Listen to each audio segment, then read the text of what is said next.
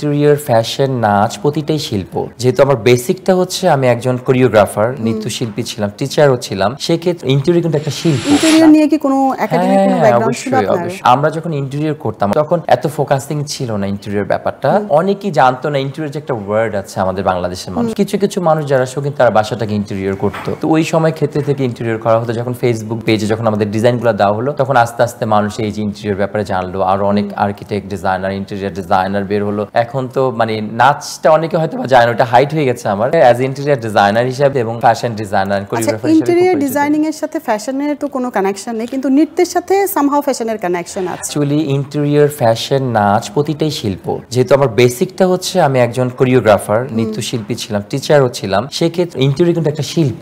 নাচটা যেরকম একটা শিল্প, ডিজাইনিং সেন্সটা কাজ করে। অফকোর্স, কারণ তুমি যখন একটা শিল্প নিয়ে থাকবে তখন ইন্টেরিয়রটাও কিন্তু তোমার কাছে ভালো লাগবে। যখন তুমি ফ্যাশন করবে ওই সেন্সটাও কিন্তু তোমার মধ্যে কাজ করবে। তুমি যখন অভিনয় করতে যাবে দেখবা যে অপি করিম বলো বা আরো যারা বলো, সামুদ্র যারাই আসছে না কেন, সবাই কিন্তু ম্যাক্সিমাম মেয়েরা কিন্তু নাচ থেকে হয়ে আসছে।